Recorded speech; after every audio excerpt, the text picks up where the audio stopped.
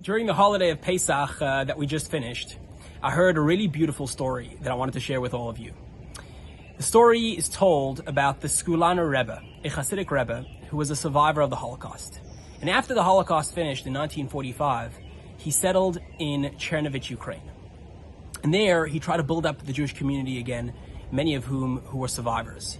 And that Passover, that Pesach, he was determined to make sure every Jew in the city had shmura matzah, handmade matzah.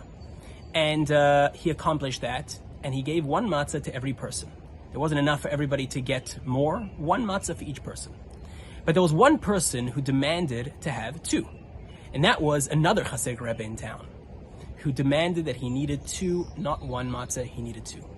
Well, the Skulana Rebbe, out of respect for his colleague, gave him two matzahs. Sure enough, on Erev Pesach, on the day before Pesach, this other Hasidic Rebbe's son arrives at the Skulana Rebbe's home. And he said, "Do you have any matzahs left for yourself?" So the Skulana Rebbe said, "How could I? How could I keep for myself? Everyone who came to my door was so desperate for a matzah, I couldn't keep any for myself. Everyone wanted. It's been years since they've been able to keep this mitzvah. They all wanted it." At that moment, this other Hasidic Rebbe's son pulled out a matzah and said, "Here, this is a matzah that my father kept for you."